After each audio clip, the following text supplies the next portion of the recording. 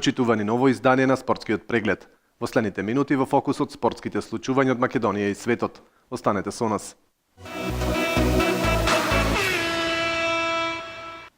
Фудбалските судии од Битола и Општинскиот фудбалски сојуз на Битола го организираат третиот турнир во чест на прерано загинатиот нивни колега Петар Велјановски Мувата. Во текот на вчерашниот ден во организација на Општинскиот фудбалски сојуз на Битола се одржа третиот меморијален фудбалски турнир за фудбалски судии Петар Велјановски Мувата, точно на 4 годишнината од неговата прерана смрт. Во спортската сала Павел Шатев се одигра неколку надпревари помеѓу 6 екипи формирани од Општинските фудбалски сојузи на Битола, Охрид, Прилеп, Струга, Штип и Велес. Третиот меморијален турнир на починатиот наш колега Петар Велјановски Мувата се одржува трет меморијален турнир на кој учествуваат ОФС Битола, ОФС Охрид, ОФС Струга, ОФС Велес, ОФС Штип и ОФС Прилеп.